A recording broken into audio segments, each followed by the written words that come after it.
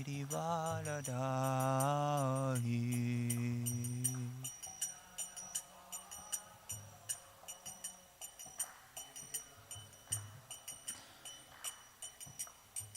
Gopi Janavala Girivaradari.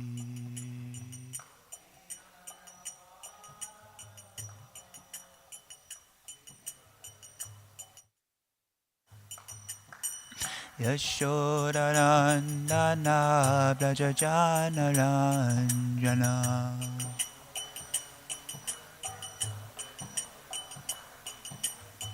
Yashodanandana Brajajanaranjana.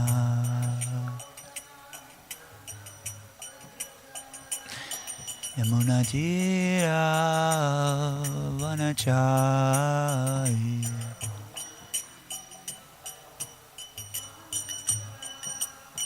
Yamunatira Vanachari.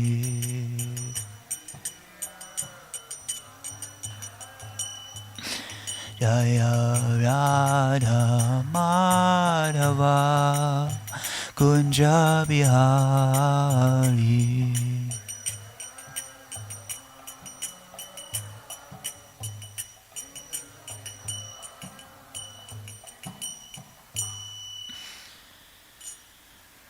Jayom Vishnupad Paramahamsa Parivrajagacharya Stotarashata Shri Śrimad. His Divine Grace A.C. Bhaktivedanta Swami Srila Prabhupada Ki Jai. Jayom Vishnupad Paramahamsa Parivrajagacharya Stotarashata Shri Śrimad Bhaktisiddhanta Saraswati Goswami Maharaj Prabhupada Ki Jai. Ananta Koti Vaishnava Vrinda Ki Jai. Namacharya Srila Haridas Thakur Ki Jai. Prem se kaho Shri Krishna Chaitanya Prabhu Nityananda Shri Advaita Gadadhar Srivasari Gaura Bhaktivinoda Ki Jai. Shri Shri Radha Krishna Gopa Gopinath Shamakunda Radha Kunda Giri Govardhan Ki Jai. Vrindavan Dham Ki Jai. Mathura Dham Ki Jai. Jagannath Puri Dham Ki Jai. Navadvip Dham Ki Jai. Bhakti Devi Ki Jai. Tulasi Devi Ki Jai. Yamunamai Gangamai Ki Jai. Samaveta Bhaktivinoda Ki Jai. Nitai Gaur Premanande Haribol. All glories to the assembled devotees. All glories to the assembled devotees. All glories to the assembled devotees. All glories to Sri Guru and Gauranga.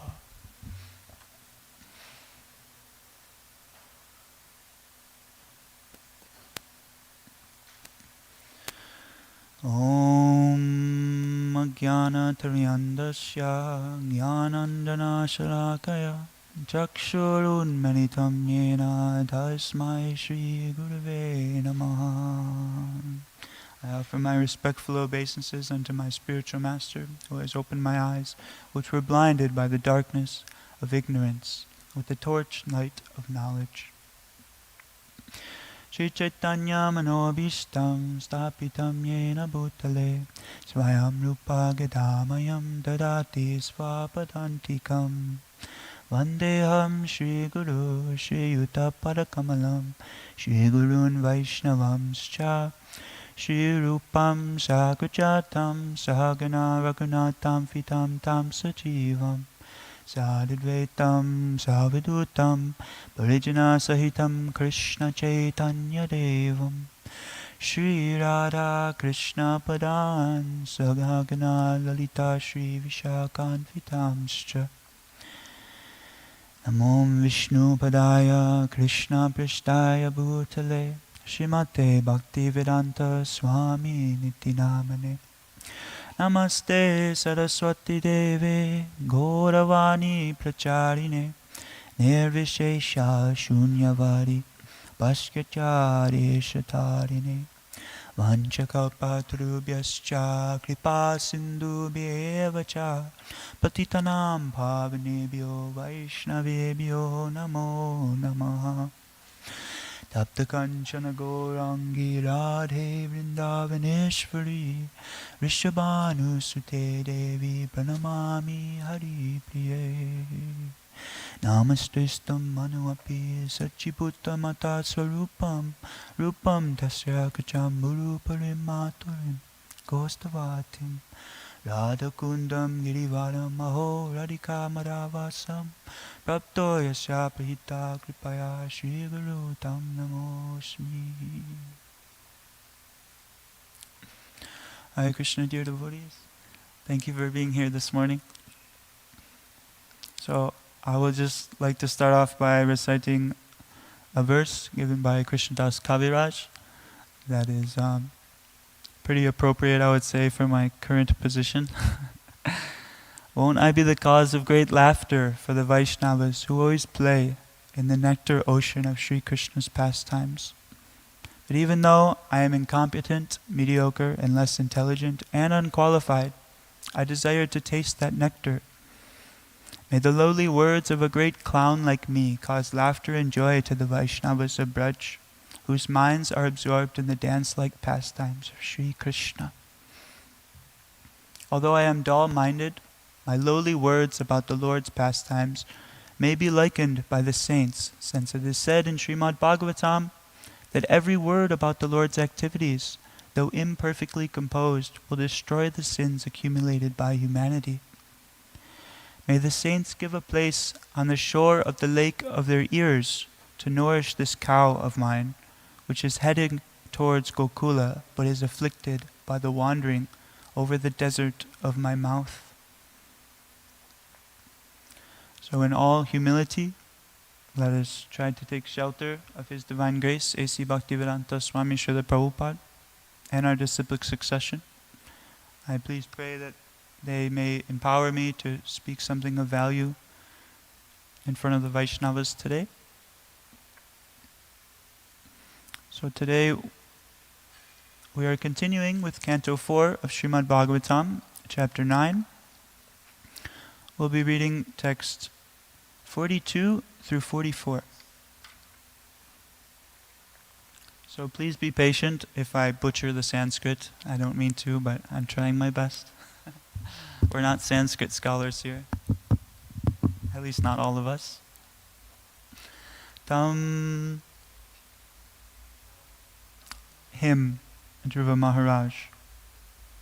Dristva, having seen, Upavana, the small forest, Abhyase, near, Ayantam, returning, Tarasa, with great haste, Ratat, from the chariot, Avarudya, got down, Nipaha, the king, Turnam, immediately, Ashadya, coming near, Prema, with love, Vivalaha, overwhelmed, Parirabe, he embraced, Angajam, his son, Durbhyam,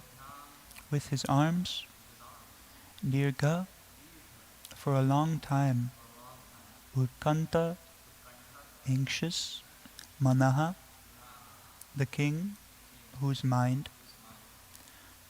Swasan, breathing heavily, Vishvaksena, of the Lord, angry by the lotus feet, Samsparshan, being touched, Hata, were destroyed, Ashesha, unlimited, Aga, material contamination, Bandhanam, whose bondage. Chamdristvo pavanabhyasyam Ayantam tarasaratat Avrahuya nirpasturnam Ashadya prema vid valaha Pariribe rungacham dorpyam Dirgo Kanta Manasvasan Vishvakshena Giri Samspirsham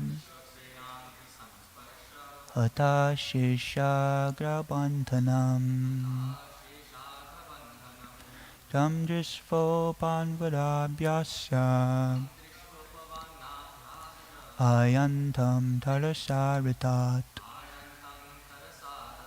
Avarya Nipatasturnam Ashadya Prema Vidvalaha Parihribirajam Dorpyam Dirgo Kanta Manasvasan Vishvakshena Hringi Sparsham Hata Sheshagabandhanam Tam Drisvo Pavanabhyasya Ayantam Tarasharitat Avarya Niprayastunyam Asadya Prema Vidvalaha Parivrabhegnajam Dorpyam Kikyo Tanka Manasvasan Vishvakshena Giri Sparsha Hata Sheshakabandhanam. Please chant.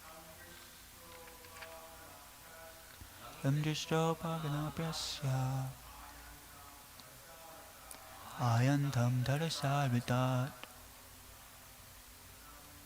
Vyabhyastunyam Asaya Preman Pipalaha Paripetakuchandoryam Dirgot Kanta Manasvasan Vishvakshenam Giri Sparsan Hata Sheshakadabandhanam Tam Drisho Pavanabhyasya Ayantam Darasarutat Avayoruta Nirpastuna Asatya Prema Vidvalaha Paribrenam Vijam Dorvyam Nirgokanta Manasvasan Vishvaksenam Girisparshan Hatha Sheshakabandhanam. Mother? Tam Dristo Pavanabhasya Ayantam Tarasarvatat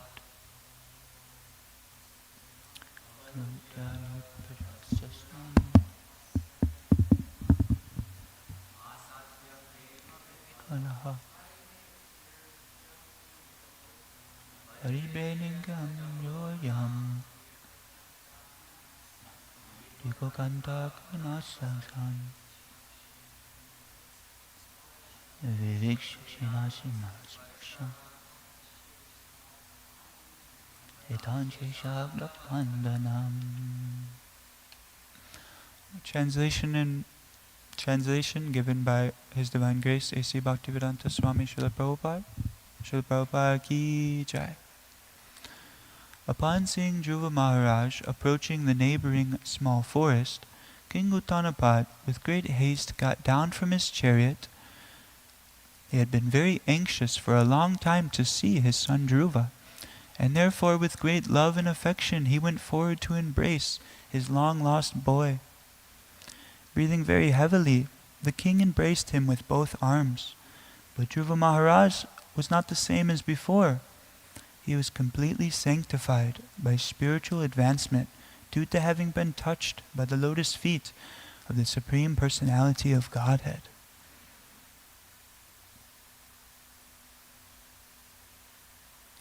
And we'll also read text 44 since there is no purport today. Atakrichalan Mahur Murtini Sita Nayana Viribi Snapayam Ashtatayam Jatodama Manorata. Translation and purport. Reunion with Dhruva Maharaj fulfilled King Uttanapad's long-cherished desire. For this reason, he smelled Dhruva's head again and again and bathed him with torrents of very cold tears. By nature's way, when a man cries, there may be two causes. When one cries in great happiness upon the fulfillment of some desire, the tears coming forth from the eyes are very cold and pleasing, whereas tears in times of distress are very hot.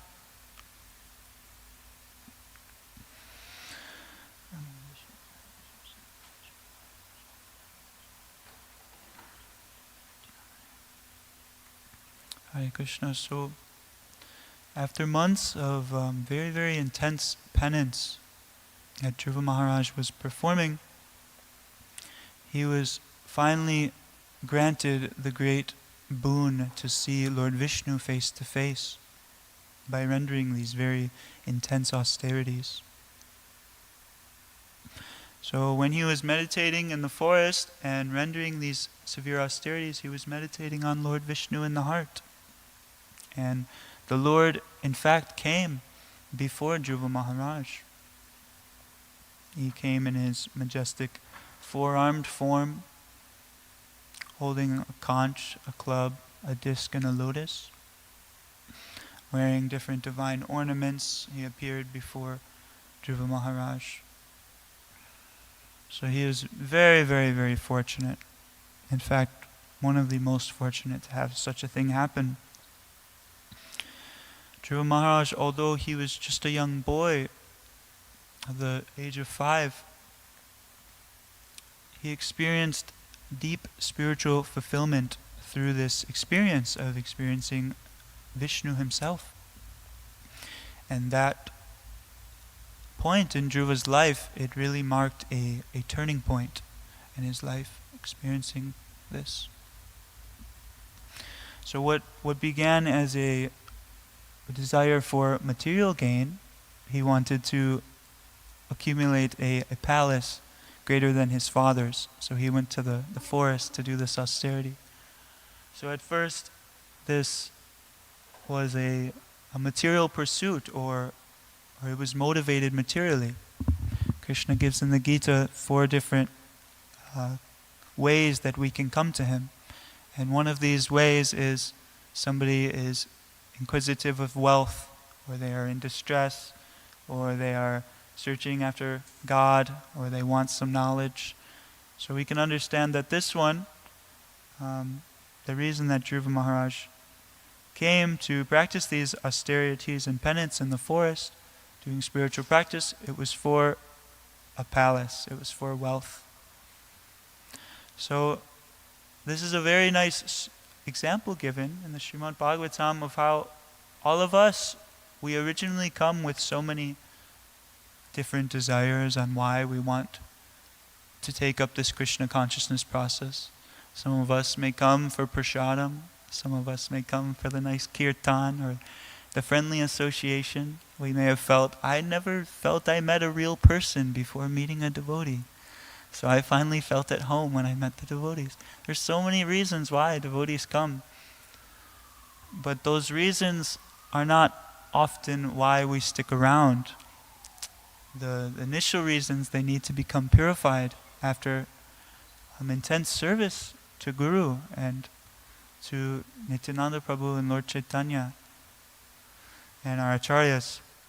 So what begins as one desire, it gets purified when this higher taste comes. And once the higher taste comes, then the only motivating factor for a devotee to render the service is the love that he has for his spiritual master and for Krishna. Doing it as a service for his master. He takes upon any service that his master gives him as his life and soul upon his head, and renders it with great love. So this is what happens when a devotee becomes a little more purified. And we can see that this is what was happening with Dhruva Maharaj after he was seeing Vishnu in front of him. He realized, I don't want anything. There's that famous verse, I was searching for a piece of broken glass, but now I have found the most valuable jewel. My dear Lord, I am fully satisfied, and I do not wish to ask even a benediction from you. What a fortunate position. So Prabhupada, he often makes this point that our spiritual advancement, we can develop a nice gauge to see how much advancement we're making. The test is if our Krishna consciousness is increasing and our material desires are decreasing or diminishing. So this is a point he would often make. It's a nice gauge for us to use to judge if we're being nourished properly or in the proper environment, in the proper association. We could be carrying out these activities in an improper attitude or in an association that's maybe not so befitting to our personal mood, and we could just be kind of treading water for a very long time on this path. But it really takes getting with devotees who share similar feelings towards Guru and Krishna and are trying to serve in a very similar way. There's a lot of examples given to illustrate this, but one being in Śrimad Bhāgavatam chapter 22, where Krishna was stealing the garments of the unmarried gopis. They were all getting together for one purpose. Their desire was one-pointed, and Krishna himself came. They all wanted Krishna as their husband, and they all got together and worshipped Durga Devi on the bank of the Yamuna. At the same time they got together to do the same service. And Krishna came. So this often happens, and Krishna will often arrange for us to meet those devotees who we can share this special connection with, if we're very fortunate.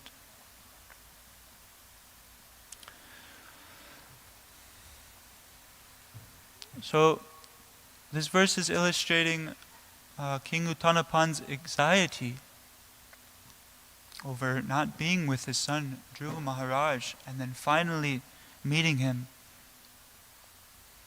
And this is a very prevalent subject in the Vaishnava literatures, is this feeling of vipralamba and sambhoga. So there's separation and then there's union. These are very, very two categories of love that are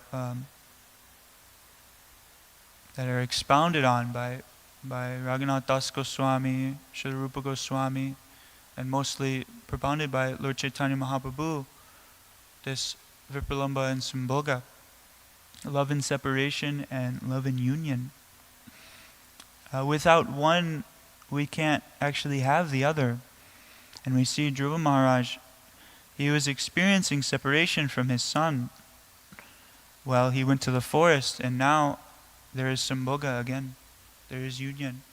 And we see that Dhruva Maharaj's father is in ecstasy, embracing his son and crying, cold tears of love coming from his eyes, and he's smelling the head of his son.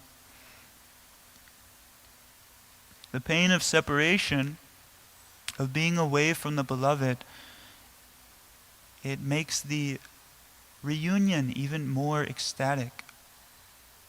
So as the devotee's heart becomes completely absorbed in remembrance, longing and surrender of his beloved, when his beloved is in a distant place, when the union comes, it is much more ecstatic. We can relate this to our life in kind of a mundane way, you could say, just in our relationships in this material world. If we've ever had a relationship, or we can put ourselves in King Uttanapad's shoes, where maybe we were away from our child for a long time, or away from our parents for a long time. And then there is some union after some time. The mother's love or the father's love or the child's love, it's definitely intensified in that fire of separation. So this is one of the things we can learn by this example. This intense yearning to be with one's beloved is called viraha.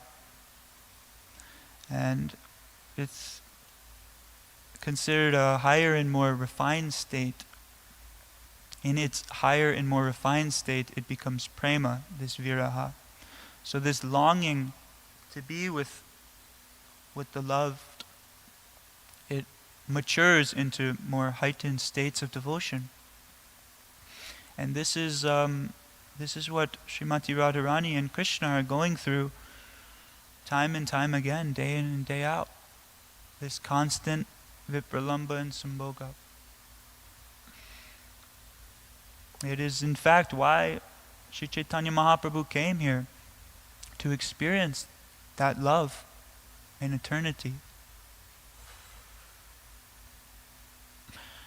He came to feel the feelings that Srimati Radharani felt of separation of Krishna.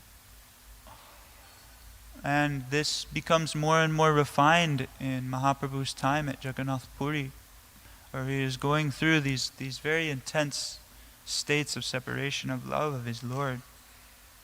And the symptoms that are coming, symptoms of ecstasy, are described. The bodily transformations of Sri Chaitanya Mahaprabhu are described. And some of those symptoms of ecstasy that occur when a devotee has awakened to these higher states of love are described, and some of them are tears coming out of the eyes, some are horpulation on the body, hairs standing on end, laughing, yawning, crying. So King Uttanapad, he's in ecstasy from seeing his son, but there has been a change that has taken place in his son. And with his son being a great devotee of the Lord, there is also a change in King Uttanapad's ecstasy when they meet, because of the time that they've been separated, and now his son is a devotee, so that it's a different feeling now that he has had darshan of Vishnu.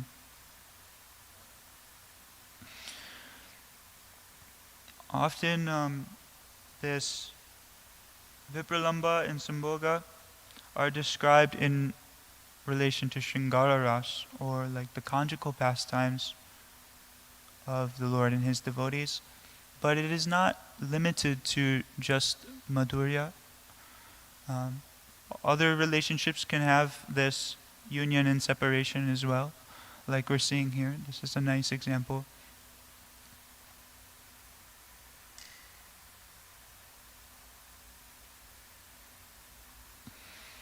Like there's this example when Lord Krishna was in the coils of the Kaliya serpent. The Brajavasis, although they were many of them were in a mood of, they were the older Brajavasis, so they're in a mood of parental love for Krishna. It's described during the time where Krishna was in the coils of Kaliya, they couldn't stand it. They couldn't stand to see that Krishna was missing and he was in danger, and they were completely in stress, completely in anxiety. And then once Krishna defeated Kaliya, he came out, and it was described that he was more effulgent than ever before. So the Brajavasis were seeing him in a way that they had not previously been able to see him before, because of this separation and anxiety of Krishna being in Kaliya's coils. So this is an example illustrating how even devotees in parental mood of love for Krishna can also experience this vipralamba and sambhoga.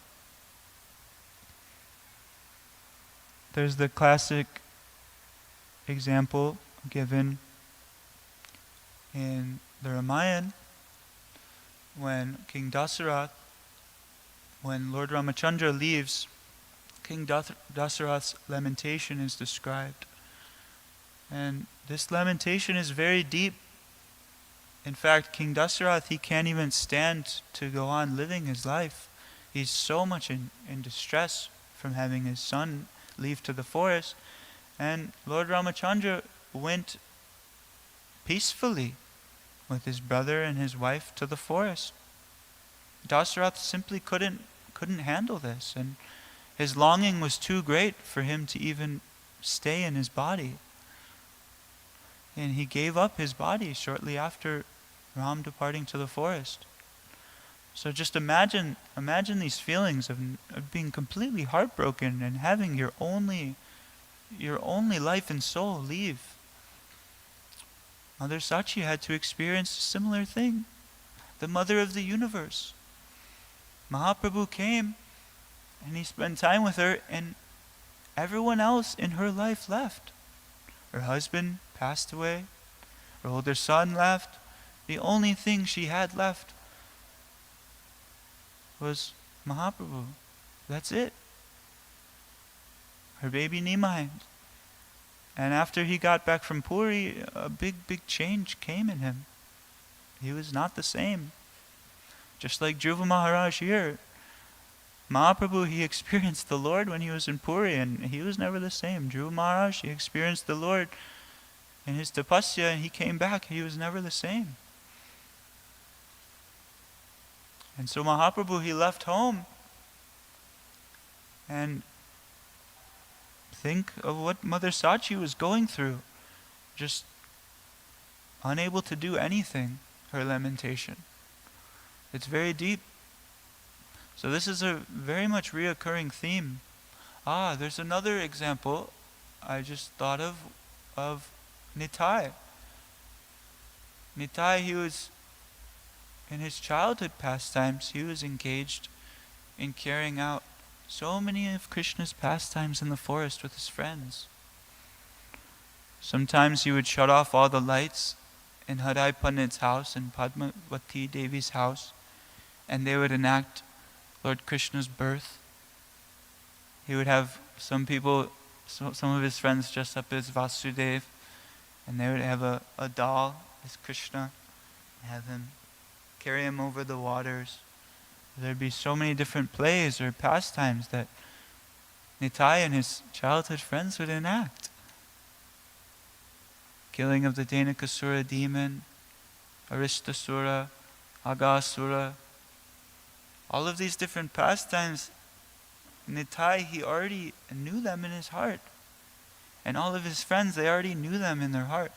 But they were so young. They were just between the ages of 5 and 10 when this was primarily going on, or you could say 5 and 13, as Nityananda Prabhu left at the age of 13. So most of his pastimes as a child, he was just enacting Lord Krishna's pastimes like a divine play. But how did his friends know which role they were? How did they know what the pastimes were? They were not even old enough to read about Krishna. They were really not even old enough to sit with brahmanas and hear about Krishna. But they knew. How other than them being Krishna's eternal associates would have this been possible? So Nityananda Prabhu, he spent his first 13 years in this way with his friends. And he also had a very deep relationship with his father, Hadai Pandit. Hadai Pandit was an abode of all good qualities. He was a farmer, in fact. And whether he was going out to the fields or going into town to do his shopping or going to do his puja or whatever pious work he did, he would never let Nimai leave his side, or Nitai leave his side.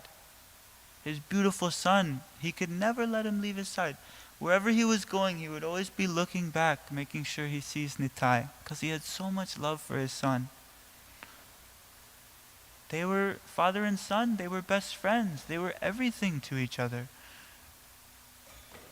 But one day there was a very pious brahmana who came to the house of the very pious Padmavati Devi and Hadai Pandit. And naturally Hadai Pandit, he begged this brahmana, can you please do a little service for me and my family since you are coming and visiting my house? So the Brahmana agreed, and they sat to take prasadam and honor and spend the evening together. And during this time, Hadai Pandit, he was sharing with the Brahmana how his son would spend his pastimes, how he would spend his days in the forest with his friends. And the Brahmana similarly was telling about the Krishnas of pastimes to Hadai Pandit and Padmavati Devi. And he realized that this is no ordinary personality, this Nitai. And the Brahmana, it was not very suitable for a Brahmana to travel alone to all the different holy places, so he needed a companion. So he asked Hadai Pandit, can I please take your son, and he can be my cherished companion on this journey? And Hadai Pandit, he looked at his wife, Padmavati, and indicating, I'll leave it up to my wife's decision. And she looked at Nitai and said, it is up to you, Nitai, whatever you wish, whatever you would like. So in that way, Nitai, he decided to go with this Brahmana on the pilgrimage to all the different holy places. Yesterday we talked about Kashi. Yes, this is the second or third place that Lord Nityananda in fact went to on his pilgrimage as a boy. The place where many go to leave their body. Prabhu said many go to leave their body and some have an internal transformation. Some might realize, in fact, they're not here to leave their body. They're here to change their life, change their ways. So this was one of the places that Nitai visited in his pilgrimage. But just imagine, having your son as your all, and then him leaving. This is a very deep thing to go through. This loving emotion for a parent.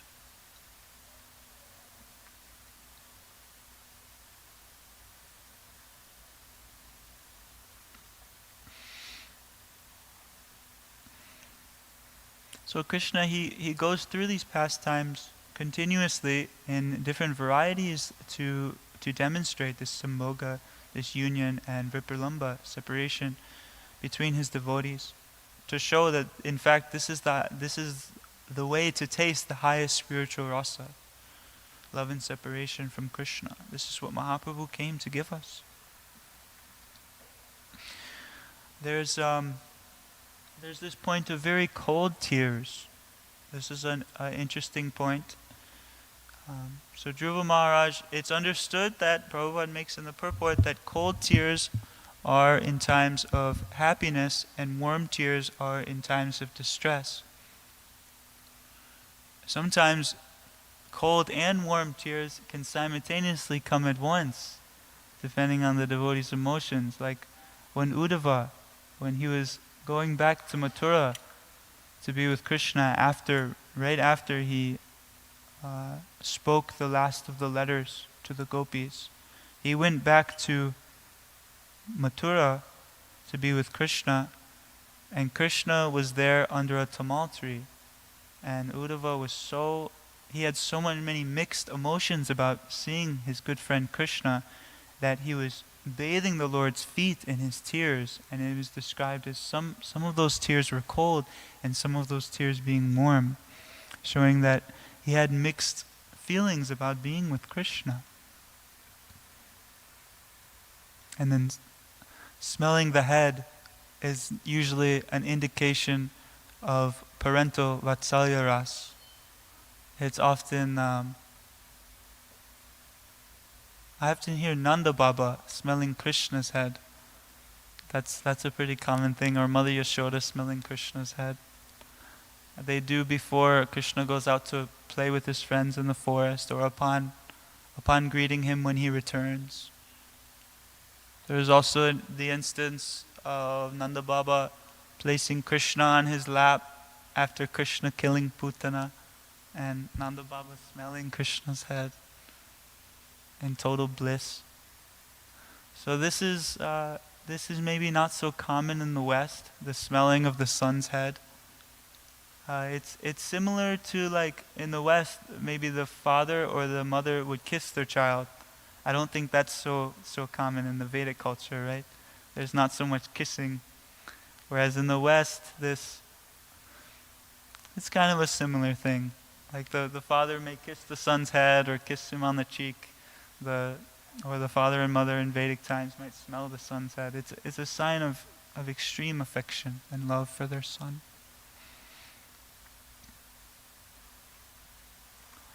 Oh, there's one pastime that's coming to mind about tears. Where is this? Oh, this is a pastime at the Man Kutir, or it's a kutir that is up on a hill where Srimati Radharani, she experienced her transcendental man, or anger. And there's a pastime, maybe it's not so common, maybe some devotees might know it. I'm just kind of like remembering it now, but I remember it has to do with tears, so I'll do my best to recall. It was a full moon night, and the divine couple, they were going to meet on this hill. It's now known as the place on the hill is now known as Man Kutir, and they were at the base of this hill, and it was a full moon night. And on the full moon night, Srimati Radharani, she likes to dress in white. She likes to wear jasmine garland, white, fragrant jasmine garland. And she dresses in white to camouflage herself because it's a bright moonlight night. So she was there dressed in white, looking very, very beautiful with Krishna. And Krishna was trying to think of a way to appreciate Srimati Radharani's beauty. So he looked up at the moon, and he compared Srimati Radharani's beauty to the moon, saying, "My dear beautiful-faced Srimati Radharani, your beauty is just like the shining beauty of the moon." And upon hearing this compliment from her most beloved, she didn't quite know how to take it.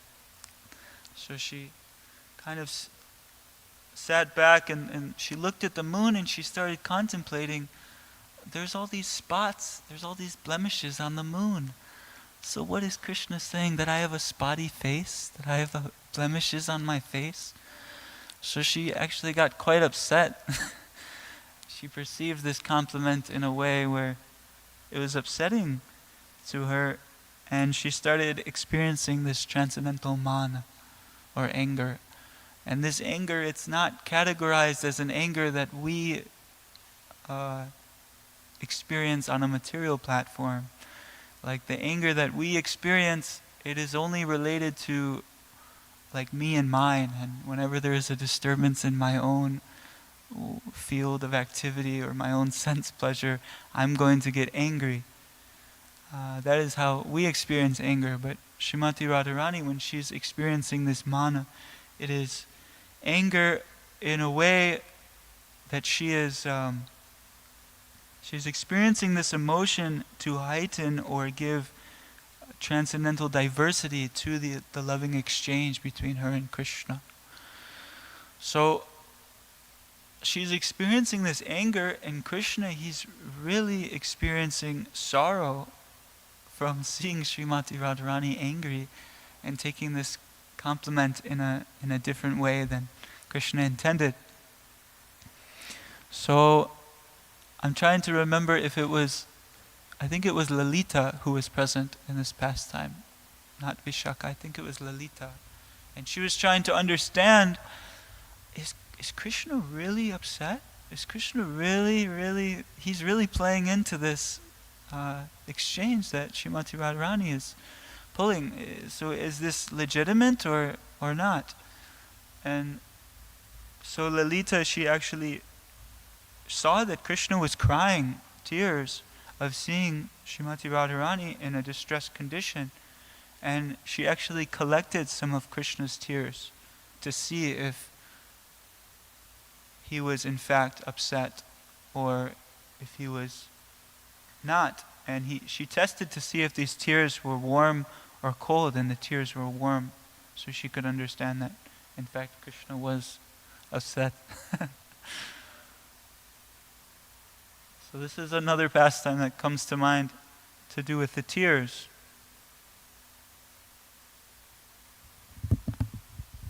It is true, if we test on ourselves, if we're very upset one day and we are pushed to tears, we can test, oh, these tears are warm. Or if we are very ecstatic and we are pushed to tears of joy, we can tell, wow, these tears are cold. It's an amazing science.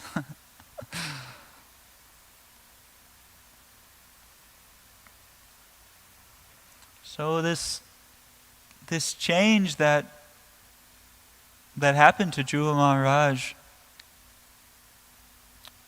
in the verse it's saying, but Dhruva Maharaj was not the same as before. He was completely sanctified by spiritual advancement due to having been touched by the lotus feet of the Supreme Personality of Godhead. We can see this is what happens to the devotees of this Hare Krishna movement when they come in contact with our acharyas. There's a big transformation. When the devotees come in contact with the process of Sharanagati that Bhaktivinoda Thakur gave, there's a complete transformation that happens in the heart. And the degree of which the devotee has gone through these steps, it can vary, but the transformation you will see, it will vary specifically in accordance with how much he has gone through these different steps of surrender to the Lord. In fact, when Bhaktivinoda Thakur is praying in Sharanagati, there's a prayer, Atma Nivedanam, that he prays. Or it's in the section Atma Nivedanam. It may be called that also. But the beginning line in this prayer, it's the first time he's, in fact, you can see that there's a change going about. Whereas first it's like he's in the mood of lamentation and he's developing humility, and then he's trying to take surrender. He's trying to take shelter of his Guru Maharaj.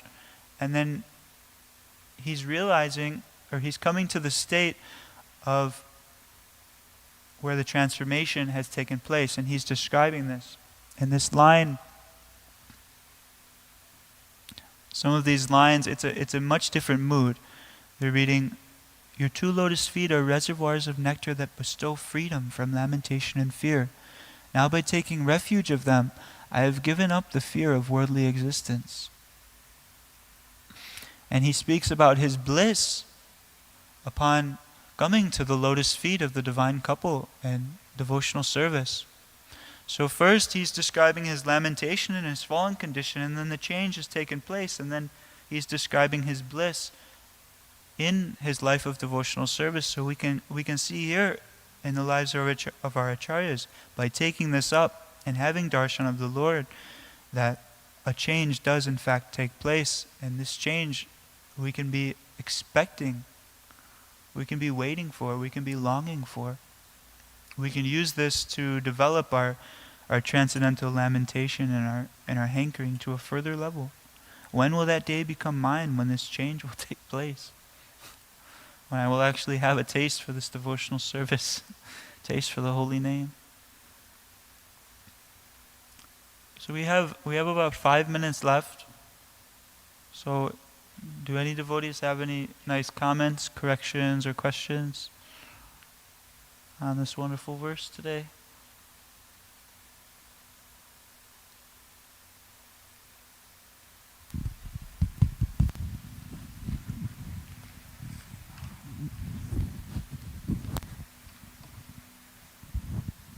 Thank you, Prabhu. Hare Krishna.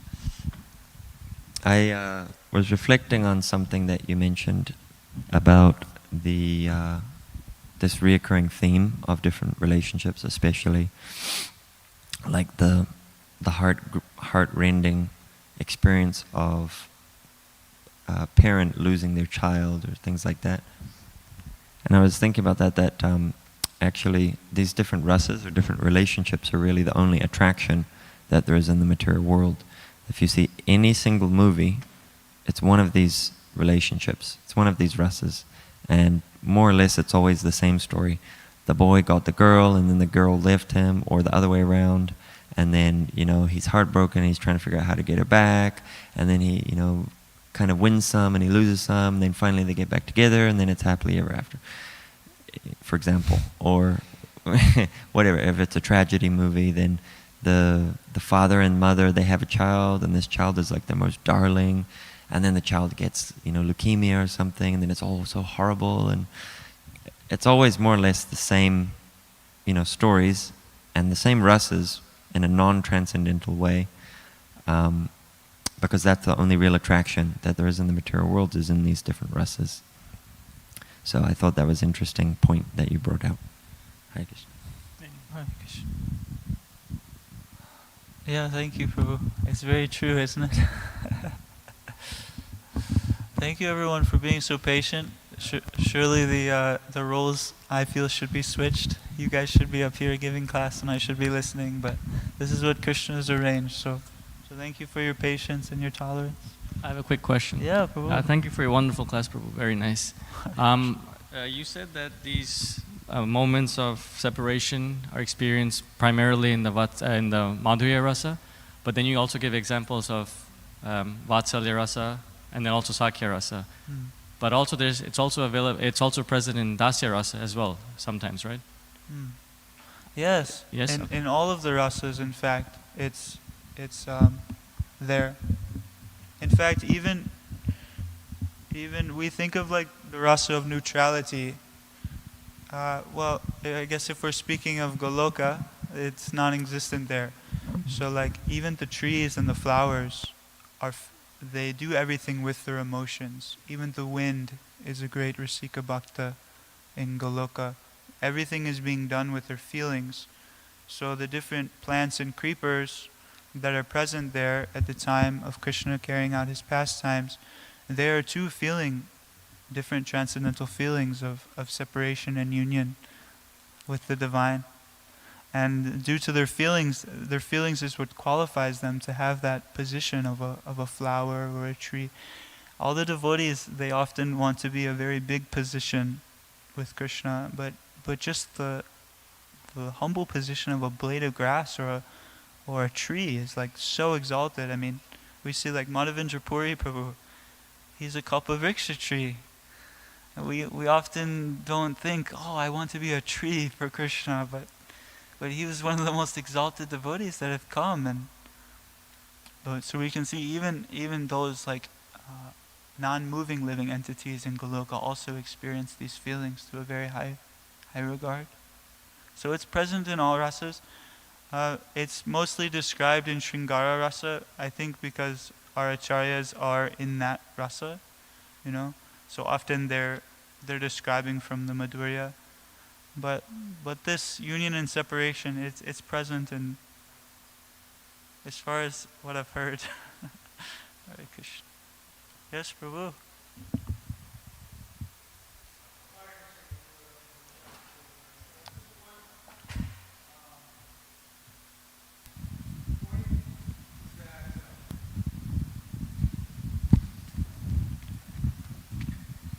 Hare Krishna. Thank you for the nice class. Well prepared, well presented. One thing to remember is that you're not speaking just to those in the room right here. This goes out on the internet, and there are devotees or interested parties on different levels of realization and understanding and experience. So whenever you tell a story, like you told a story about Krishna describing Radharani's face as a moon, and then she was wondering, is he saying that I have, spots, or a source is always appreciated, because those in the room may know or may not know, but those on the internet for sure, there are going to be many who don't know. So whenever you tell any kind of, especially those more esoteric pastimes, it's always good to give a source. This Acharya's book or whatever, some source that they can refer to. Otherwise, what we don't want to have happen, and Prabhupada always specifically avoided that, we don't want to tell a story that we think that the person hearing it thinks it's just off the top of our head or from our own personal realization or something. Even when Prabhupada told mundane stories like, you know, Nahi Suptasya Singasya, Prabhu Shanti Mugrina, about a lion being killed by a rabbit. He would give a source, Hitopadesh or this or that. So even in the most mundane stories, we should tell a source. What to speak of something more esoteric, it should give some reference. Okay, yes, Prabhu. Thank Hare you for Krishna. your guidance. I really appreciate it. I'm sorry, since this pastime, I wasn't planning on reciting this pastime.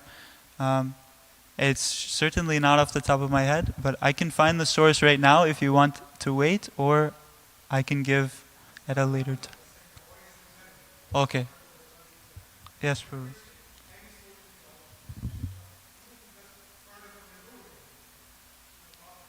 Okay.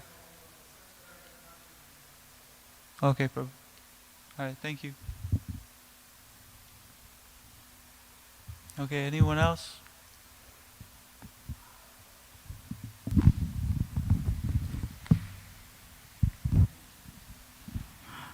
Hello. Oh, okay. Hare Krishna. Hare Krishna. So my question is relating to what you talked about with separation and myself. So yesterday I left from a different state from my home so I can come back here and basically be here. And my mom was like really sad, really worried about me and all that stuff. So I wanted to know, do you have any obligation to your family or your parents that are sad when you have to leave about something that they don't understand? And that's it. That's a nice question. It's very important for us to deal with our family in a proper way, because we have to understand that now we're linked with Krishna and Srimati Radharani and Srila Prabhupada and this society. So we want to try to behave in a proper way so we don't give them like a not so favorable view of what we're doing. But with that being said, as long as they have a positive view of us and we're behaving in a cordial way with them, Krishna says, if you just come to me and surrender unto me, all of your familial duties and obligations, or all of your work obligations and all your societal obligations, they're all taken care of. So somebody who's ready to just surrender to God and give everything to them, Krishna will pave the way and take care of all of that. Thank you. Yeah, Hare Krishna. Thanks for your question. Okay, Śrimad Bhāgavatam ki jai, Srila Prabhupada ki jai, Nantakoti Vaishnava Vrinda ki